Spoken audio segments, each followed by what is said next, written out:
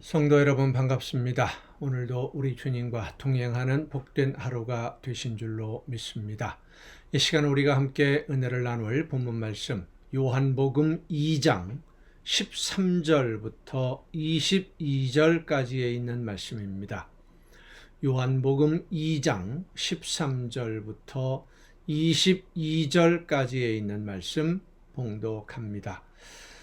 유대인의 유월절이 가까운지라 예수께서 예루살렘으로 올라가셨더니 성전 안에서 소와 양과 비둘기 파는 사람들과 돈 바꾸는 사람들이 앉아 있는 것을 보시고 노끈으로 채찍을 만드사 양이나 소를 다 성전에서 내쫓으시고 돈 바꾸는 사람들의 돈을 쏟으시며 상을 엎으시고 비둘기 파는 사람들에게 이르시되 이것을 여기서 가져가라. 내 아버지의 집으로 장사하는 집을 만들지 말라 하시니 제자들이 성경 말씀에 주의 전을 사모하는 열심히 나를 삼키리라 한 것을 기억하더라.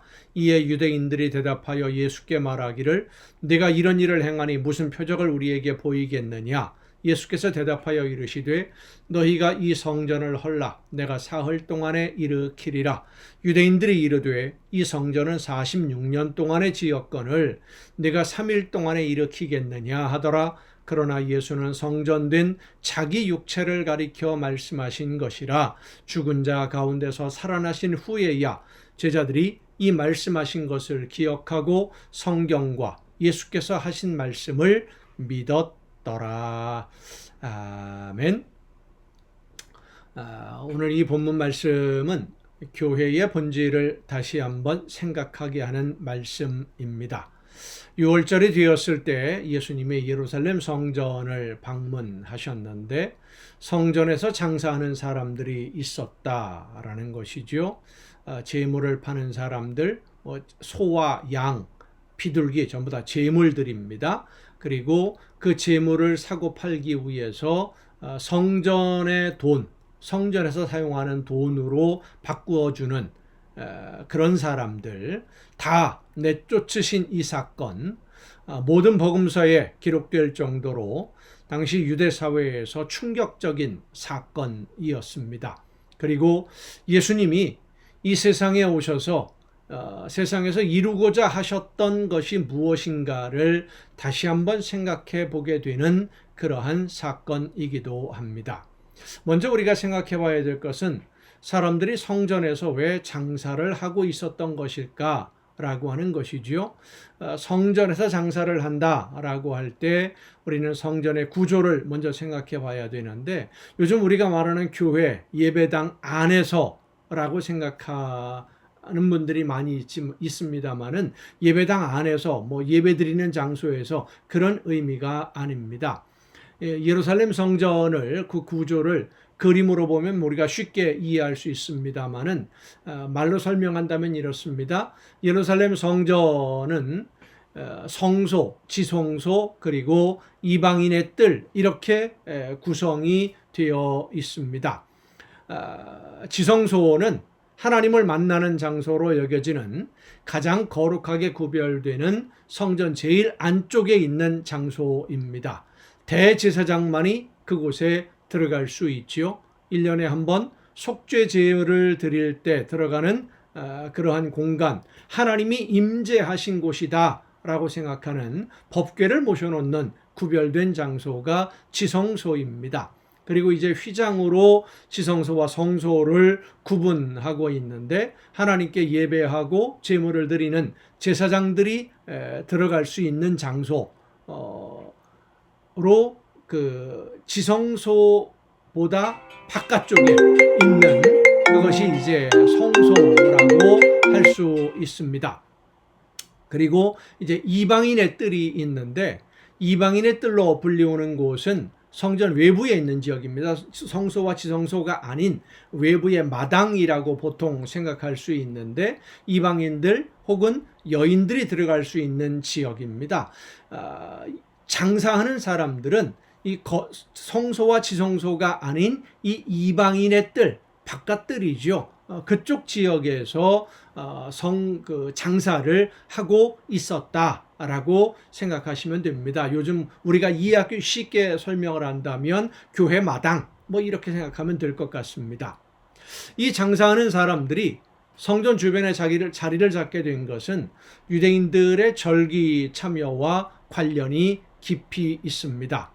이스라엘이 이제 북왕국 이스라엘이 아수르에 멸망하고 또 남왕국 유다가 바벨론에 의해서 멸망당하고 포로로 끌려가 있다가 페르시아 파사라고 성경에 기록되어 있는데 유대인들에게 고향으로 돌아가도 좋다라고 포고령을 내렸습니다마는 모든 유대인들이 다 돌아온 것이 아닙니다. 일부는 돌아왔고 많은 유대인들이 포로로 끌려가 있었던 그 지역에 그대로 정착을 합니다. 그리고 6월절이 되면 율법을 따라서 예루살렘을 방문을 하게 되는데 와서 제물을 드리고 예배를 하는 것이죠. 이렇게 타국에 흩어져 사는 유대인 공동체를 디아스포라라고 불렀습니다. 이 디아스포라에 있는 유대인들이 6월절에 하나님께 예배하기 위해서 성전에 와서 제물을 준비해야 되는데 집에서 흠이 없는 제물을 끌고 출발을 한다고 하더라도 뭐 몇 날 며칠 뭐 한 달 뭐 이상 이렇게 걸려서 걸어와야 되기 때문에 예루살렘까지 오는 도중에 이 제물들의 문제가 생기는 경우가 다반사였습니다. 그래서 이제 예루살렘 가까운 곳에 와서 제물을 구입하곤 했는데 6월절과 같은 그런 절기가 되면 많은 사람들이 함께 몰리면서 그 제물을 파는 사람들이 많은 이익을 얻게 되는 것이죠. 그러다 보니까 성전 가까운 곳에 좋은 자리를 맡기 위해서 처음에는 제사장들에게 뇌물을 주고 장사할 자리를 얻게 되고 그러다 점점 경쟁이 치열해지고 그러다가 나중에는 이제 판매자들, 이 장사를 하는 사람들, 제물을 파는 사람들과 결탁한 제사장들이 어떤 일까지 벌였느냐 하면 이 성전 구획안에서 제사장들이 허락한 지역에서 장사하는 사람에게 산 제물만 하나님 앞에 드리는 제물로 받아주게 된 것이죠. 다른 곳에서 혹은 본인이 가지고 온 것, 다른 곳에서 산 것은 뭐 여러 가지 트집을 잡아서 흠이 없는 제물만 하나님께 드려야만 했으니까 트집을 잡아서 제물로 사용할 수 없게 만들고 또 그러다 나중에는 어떤 일까지 벌어졌느냐 하면 각자가 자기 나라에서 사용하던 돈들을 가지고 와서 여행 경비도 쓰고 그리고 이제 제물을 구입해야 되는데 성전 주변에서 파는 제물을 살 수 있는 돈을 화폐를 성소의 돈으로 한정시켜 버린 겁니다. 다른 돈으로는 살 수 없어요. 그럼 이제 환전하는 일들이 벌어지는 것이죠.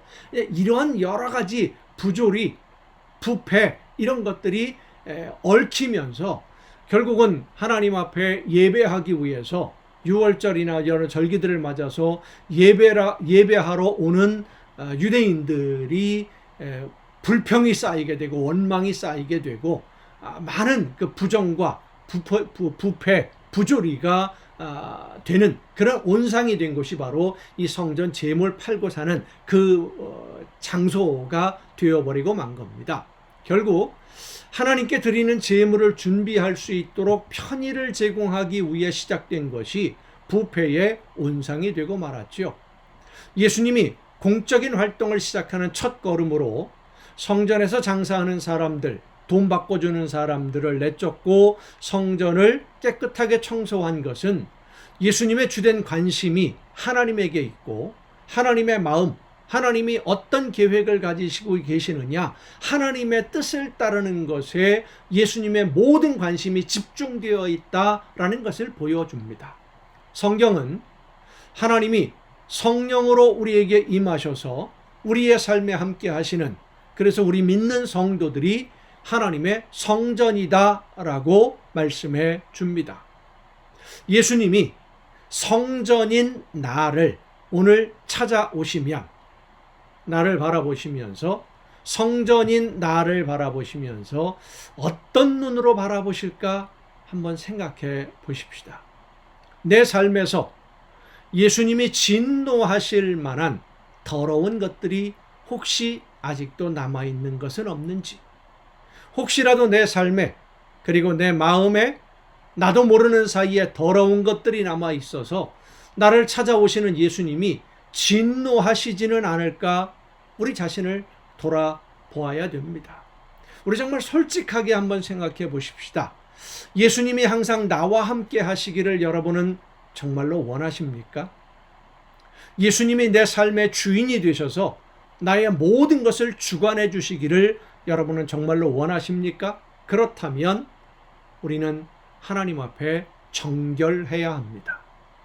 완전하지는 못하다고 하더라도 우리의 심령에 말씀해 주시는 하나님의 말씀을 듣고 말씀대로 순종하면서 나도 모르는 사이에 내 마음의 자리를 잡고 있는 세상의 이익을 얻고 싶은 여러 가지 욕심들, 미움, 시기, 질투, 분노, 불평, 원망 이런 마음들 버려야 됩니다. 그리고 씻어야 됩니다. 예수님이 그 모습을 바라보시면서 진노하실 것이니까.